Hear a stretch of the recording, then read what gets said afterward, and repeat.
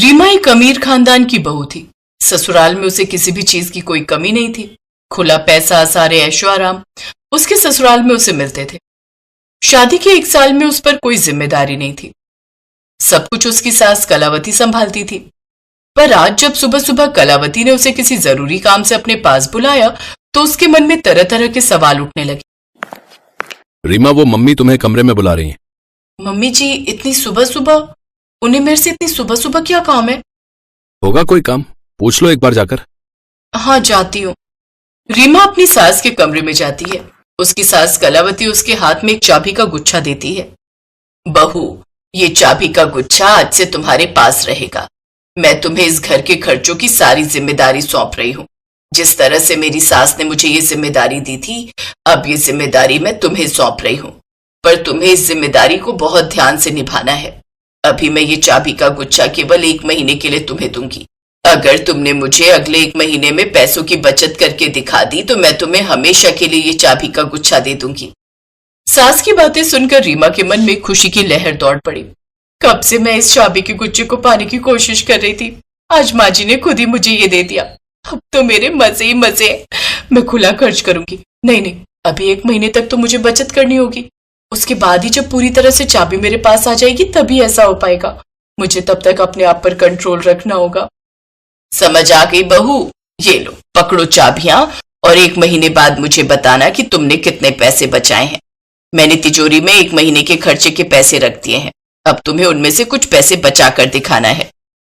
कलावती ने रीमा को चाबी का गुच्छा थमा दिया। अब रीमा के दिमाग में बस एक ही बात चल रही थी कि वो बचत कैसे करे। मालकिन, सब्जियां महंगी हो गई हैं, कम से कम 500 रुपए की आएंगी। क्या कहा? इतनी महंगी? रहने दो, मैं खुद ही सस्ती सब्जी खरीद लाऊंगी। तुम दूसरा काम करो। लगता है अब मुझे खुद ही सब्जी खरीदने बाजार जाना होगा। रीमा ने थैला उठाया और खुद ही सब्जियां खरीदने मंडी पहुंच गई। अचानक उसके दिमाग में एक आइडिया आया।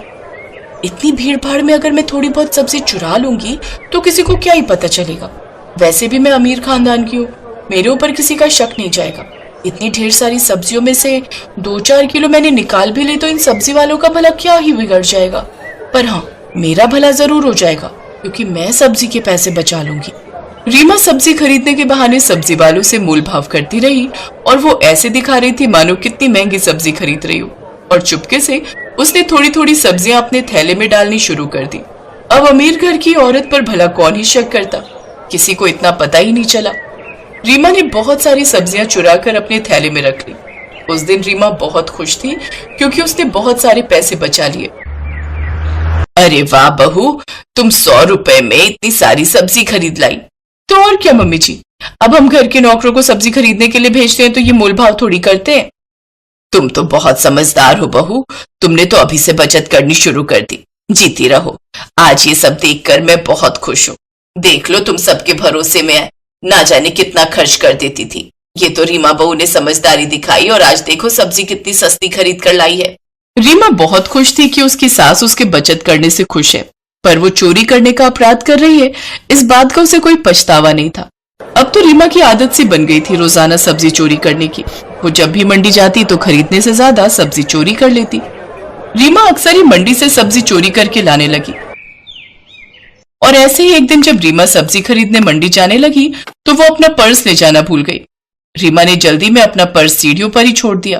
कामवाली ने सफाई करते हुए जब पर्स देखा तो सास को पकड़ा दिया। माताजी, लगता है रीमा भाभी अपना पर्स सीढ़ियों पर ही भूल गई। हाँ, बहू तो मंडी गई है। एक काम करती हूँ, मैं खुद ही सब्जी मंडी चली जाती हूँ। बहू को पर्स भी दे दूंगी और मेरा थोड़ा घूमना भी हो जाएगा। कलावती उस दिन खुद ही सब्जी मंडी पहुंच गई। सास को सामने देखकर रीमा घबरा गई। मम्मी जी, आप और यहाँ? अरे हाँ बहू, तुम अपना पर्स घर पर ही भूल गई थी। सोचा तुम्हें पकड़ा देती हूँ, थोड़ा मेरा टहलना भी हो जाएगा। अरे तुमने सब्जियां कैसे खरीदी जबकि पैसे तो पर्स में है? रीमा के चेहरे पर चिंता की लकीरें पड़ गई। अब वो क्या जवाब देती कि ये सब्जियां चोरी की हैं? उसने अपनी सास को झूठ बोला। अरे मम्मी जी, वो मेरे पास ना थोड़े से पैसे इस थैले की जेब में रखे थे। सोचा अब घर क्या वापस जाऊंगी, जो है इन्हीं से कुछ खरीद लेती हूँ। बस सब्जी मैंने खरीद ली है। कभी कभी मैं बचे हुए पैसे ना इस थैले की जेब में रख देती हूँ। आज सचमुच काम आ गए। ये खूब अच्छा रहा बहू। वैसे करेले दिखाई दे तो खरीद लेना। बहुत दिनों से करेले नहीं खाए, अभी तो महंगे होंगे। कोई बात नहीं मम्मी जी, महंगे हैं तो क्या हुआ, आपसे ज्यादा कीमती थोड़ी है, मैं अभी लेकर आती हूँ। रीमा करेले ढूंढने के लिए मंडी में थोड़ा आगे चली गई। उसे पता था कि उसे करेले चुराने हैं ताकि पैसे बच जाएं। इतनी देर में कलावती को एक सब्जी वाला आवाज लगाता है। अरे माताजी, वो भाभी जी आपके साथ हैं क्या? उन्होंने मुझे आलू प्याज के पैसे नहीं दिए, बोल रही थी अभी दे देंगी। अच्छा, हो सकता है भूल गई होगी, कितने देने मैं दे देती हूँ। सब्जी वाले ने कलावती से आलू प्याज के पैसे ले लिए। जब कलावती थोड़ी आगे बढ़ी तो सब्जी वाले के साथ बैठा हुआ एक और सब्जी वाला दोनों आपस में बातें करने लगे। ये तूने सही किया, अब अमीर लोगों पर चोरी का इल्जाम भी तो नहीं लगा सकते। हालांकि हम ये बात अच्छे से जानते हैं कि वो भाभी जी जो यहाँ सब्जी लेने आई है, हम सबकी सब्जी चोरी कर लेती हैं, और पैसे वालों के आगे हम गरीबों का जोर नहीं चलता भैया। वही तो, न जाने घर की क्या मजबूरी क्या हालात है कि वो भाभी जी सब्जी चोरी करती हैं। मैंने तो आज पैसे निकलवा लिए, बल्कि मैं तो सोच रहा था कि तू भी पैसे मांग ले, बोल देता कि तेरे ठेले से भी उन्होंने सब्जी ली है। अरे छोड़ ना यार, अब आगे से ध्यान रखेंगे। हम उन भाभी जी को यहाँ से सब्जी देंगे ही नहीं, बोलेंगे कहीं और से ले लेंगी, या फिर पहले पैसे फिर सब्जी, और उन पर नजर रखेंगे। कलावती ने उस दिन 3-4 सब्जी वालों को ऐसे बातें करते सुना। कलावती को थोड़ा शक हुआ। जब रीमा करेले लेकर ऑटो रिक्शा ढूंढने लगी तब कलावती ने करेले वाले से पूछा, माताजी, मेरे से तो उन्होंने कोई करेले नहीं खरीदे, किसी और से लिए होंगे। हे भगवान, इसका मतलब रीमा बहू सब्जी की चोरी करती है और तभी वो इतने पैसे बचा पा रही है। इस बेचारे गरीब सब्जी वाले के करेलों के पैसे भी उसने नहीं दिए। भैया, हो सकता है इतने सारे ग्राहक में तुम पहचान नहीं पाए हो। ये लो, मेरी बहू ने तुमसे करेले खरीदे हैं, पैसे रख लो। धन्यवाद माताजी, आप जैसा ईमानदार ग्राहक अगर हम सब्जी वालों के पास आता रहे तो हमारी भी बिक्री में कमी ना आए। हो सकता है उन्होंने लिए हों और मुझे याद ना रहा हो उनका चेहरा। धन्यवाद माताजी। कलावती का मन बहुत खराब हुआ और जब सब नौकरों की छुट्टी हो गई तब कलावती ने रीमा पर बहुत गुस्सा किया। अपनी सास की डांट सुनकर रीमा बहुत शर्मसार हुई। वहीं पास में रीमा के ससुर भी बैठे थे और पति मोहित भी। उन दोनों को भी रीमा की इस हरकत पर बहुत गुस्सा आया। मुझे माफ कर दीजिए मम्मी जी, मैं तो बस बचत करने के चक्कर में ऐसा कर रही थी। मुझसे बहुत बड़ी गलती हो गई mummy ji. I am sorry papa ji, I am sorry Mohit ji. मैंने इसी वजह से ये सब किया था कि मम्मी जी मुझे 1 महीने बाद बचत किए हुए पैसे देखकर हमेशा के लिए चाबी का गुच्छा दे दे। रीमा बहू, हमारे जाने के बाद सब कुछ तुम्हारा और मोहित का ही तो है। ये घर भी तुम्हारा है और ये जायदाद पर भी तुम्हारा ही हक है। चोरी करना तो पाप है ना? क्या तुमने ये भूल नहीं की है? रीमा, तुम सोचो, किसी के खून पसीने की कमाई को हम मुफ्त में ही खा रहे थे। चोरी की सब्जी खाई है हमने। तुम्हें पता भी है कि तुमने कितनी बड़ी गलती की है। रीमा बहू, मुझे तुमसे ये उम्मीद ही नहीं थी। अभी तो नौकर भी घर पर नहीं है। भगवान न करे उन्हें अगर इस बात की भनक पड़ जाती या सब्जी मंडी में अगर तुम्हारी बदनामी हो जाती, तब सोचो क्या होता। हमारी खानदान में कितनी इज्जत खराब होती। सुनो जी, सारे सब्जी वाले तो यही बोल रहे थे कि एक अमीर खानदान की बहू होकर ये उनके ठेले से कितनी सफाई से चोरी कर लेती है, पर इसे कोई कुछ नहीं कहता, क्योंकि वो लोग डरते हैं कि अमीर घर की बहू को कहकर कहीं मुसीबत ना आ जाए, क्योंकि रीमा को कोई चोर समझेगा नहीं। सबकी बातें सुनकर रीमा को सचमुच अपनी गलती का बहुत एहसास हुआ। मैंने सचमुच बहुत बड़ी गलती की है। मैं अब कभी भी ऐसा नहीं करूंगी, मैं प्रॉमिस करती हूँ। मम्मी जी, मुझे ये चाबियों का गुच्छा नहीं चाहिए, इसे आप ही संभालो। मैं ये जिम्मेदारी नहीं संभाल सकती। जिम्मेदारी तो तुम ही संभालोगी बहू, पर पूरी ईमानदारी के साथ। ये चाबियों का गुच्छा अब हमेशा तुम्हारे पास रहेगा। रीमा को अपनी गलती का एहसास हो जाता है और उस दिन के बाद वो एक जिम्मेदार बहू बन जाती है। गोमती ने देखा कि सुबह के 5 बज गए हैं। वो जल्दी जल्दी उठी और मंडी जाने के लिए तैयार हो गई। उठ गई गोमती? हाँ, और सुनो, मैं सब्जी लेने मंडी जा रही हूँ।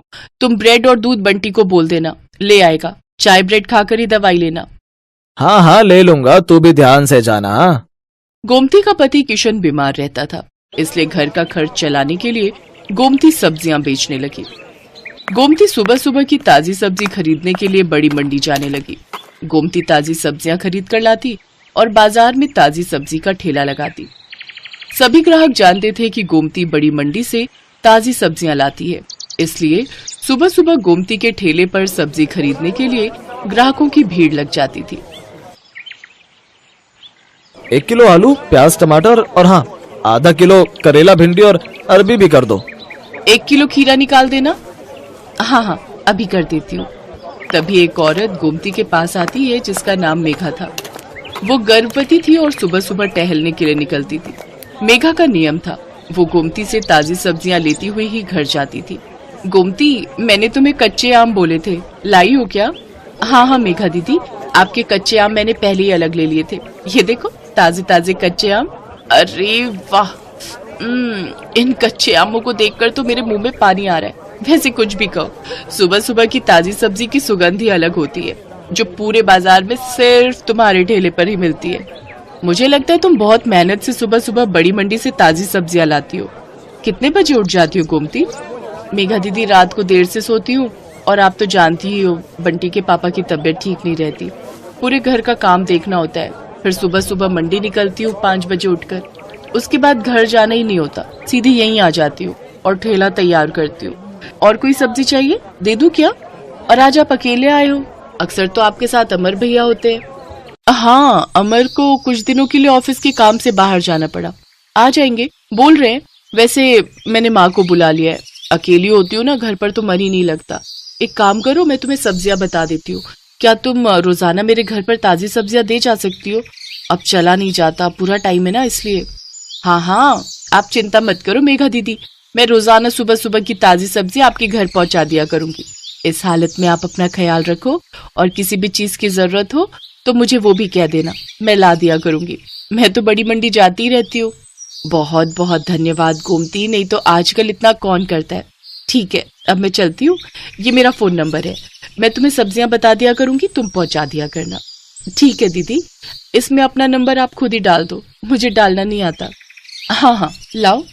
मेघा अपना नंबर गोमती के फोन में सेव कर देती है और उसका नंबर भी अपने फोन में ले लेती है। मेघा गोमती को फोन पर बता देती थी कि उसे सब्जी में क्या चाहिए। हेलो, हाँ मेघा दीदी, ठीक है, मैं अभी ठेले पर पहुंचूंगी ना तो पहले आपकी सब्जियां ही अलग करके दे जाऊंगी, उसके बाद ठेला लगा लूंगी। ठीक है गोमती। तुम्हारी ये सब्जी वाली बहुत अच्छी है, बेचारी रोजाना सुबह सबसे पहले तुम्हारी ही सब्जियां अलग करके दे जाती है। इसकी दी हुई भिंडी मैंने कल काटी थी, एक भिंडी खराब नहीं निकली, सब ताजी कच्ची कच्ची भिंडी थी। हाँ माँ, बहुत अच्छी है गोमती, पर बेचारी का पति बीमार रहता है, 3 छोटे छोटे बच्चे हैं, अकेले ही सब्जी बेचकर घर का गुजारा कर रही है। गोमती सच में बहुत अच्छे स्वभाव की थी, ये बात मेघा और उसकी मम्मी जानते थे। एक दिन बहुत तेज बारिश हो रही थी, सड़कें पानी से भर गई थी, निकलने का भी कोई रास्ता नहीं था। गोमती सब्जियां तो ले आई थी पर ठेले पर नहीं लगा रही थी। आज तो बारिश ने परेशान कर दिया, सोच रही हूँ ठेला रुक कर लगाऊं, सड़कों पर पानी भरा हुआ है, कोई सब्जी लेने नहीं आएगा, थोड़ी देर बाद ही लगाऊंगी। अभी सारी सब्जी की बोरियां यहीं साइड में रख देती हूँ। एक काम करती हूँ, मेघा दीदी ने कल कच्चे आम बोले थे और बाकी सब्जियां भी तब तक उन्हें दे आती हूँ। आज उनका फोन भी नहीं आया, उन्हें लगा होगा कि मैंने बारिश के चलते सब्जी नहीं लगाई होगी। बारिश का पानी भी थोड़ा उतर जाएगा, बोरियां यहीं ठेले पर बांध जाती हूँ। गोमती ने सब्जी की बोरियां ठेले पर बांध दी और ठेले को जंजीर से बांधकर वो सब्जियां देने के लिए मेघा के घर चली जाती है। पर वो देखती है कि मेघा की तबीयत बहुत खराब है और जिस डॉक्टर से उसका इलाज चल रहा है वो उसका फोन नहीं उठा रही है। अस्पताल में भी कोई फोन नहीं उठा रहा, जिस वजह से मेघा और उसकी मम्मी बहुत परेशान हो रहे थे। मम्मी, कोई भी फोन नहीं उठा रहा, मेरा दर्द बढ़ता जा रहा है, मुझे लग रहा है मेरा लेबर पेन स्टार्ट हो गया है। मुझे भी यही लग रहा है कि तुम्हारे बच्चे का दर्द शुरू हो गया है। एक तो बारिश में कोई कैब भी बुक नहीं हो रही। आंटी जी, आप चिंता मत करो, यहाँ थोड़ी दूरी पर ही मेरी जान पहचान वाले एक ऑटो वाले भैया रहते हैं, मैं अभी उन्हें लेकर आती हूँ। मुझे लगता है आज बारिश की वजह से वो काम पर नहीं गए होंगे। गोमती उस ऑटो वाले के घर जाती है जिसे वो जानती थी। बारिश की वजह से ऑटो वाला भैया आज काम पर नहीं गया था। गोमती के कहने पर वो अपना ऑटो निकाल लेता है। वो सब मेघा को अस्पताल ले जाते हैं। गोमती मेघा की मम्मी के साथ वहीं रहती है। बारिश भी अब रुक चुकी थी, पानी सड़कों से उतर गया था। मेघा के हस्बैंड को जब ये बात पता चलती है तो वो सीधा हॉस्पिटल ही आ जाता है। मेघा एक बेटी को जन्म देती है। थैंक यू गोमती, अगर आज तुम ना होती तो न जाने कितनी परेशानी हो जाती। अमर, तुम्हें पता है गोमती ही ऑटो वाले भैया को लेकर आई थी। थैंक यू गोमती, तुमने आज हमारी बहुत मदद की है। इसमें थैंक यू की कोई बात नहीं है भैया, ये तो मेरा सौभाग्य है कि मैं मेघा दीदी की मदद कर सकी और मैं बहुत खुश हूँ कि मेघा दीदी ने इतनी प्यारी सी गुड़िया को जन्म दिया है। अब तो मैं मिठाई खाऊंगी। गोमती को ध्यान ही नहीं रहा। वो अपना ठेला और सब्जियां सुबह से छोड़कर आई हुई थी। सब सब्जी वाले बारिश की वजह से वहां से जा चुके थे। गोमती देखती है उसका ठेला और सब्जियां कोई चोरी करके ले गया। गोमती बहुत रोती है। ये बात जब मेघा और अमर को पता चलती है तो वो गोमती की मदद करते हैं। गोमती, हमारी अपनी दुकान कब से खाली पड़ी थी, अब तुम हमारी दुकान को अपनी सब्जी की दुकान बना लो। अब से तुम दुकान पर बैठकर सब्जी बेचा करो और टेंशन मत लो, हम तुमसे दुकान का कोई किराया नहीं लेंगे। तुम आराम से अपनी सब्जी की दुकान चलाओ। गोमती की आंखों में खुशी के आंसू आ जाते हैं। कुछ समय बाद गोमती का पति किशन भी ठीक हो जाता है। अब वो दोनों मिलकर मेहनत से सब्जी की दुकान चलाने लगे। दुकान बनने की वजह से गोमती के पास और भी ग्राहक बढ़ गए। सब जानते थे कि अगर सुबह सुबह की ताजी सब्जी कहीं मिल सकती है तो सिर्फ गोमती सब्जी वाली की दुकान पर। Thanks for watching.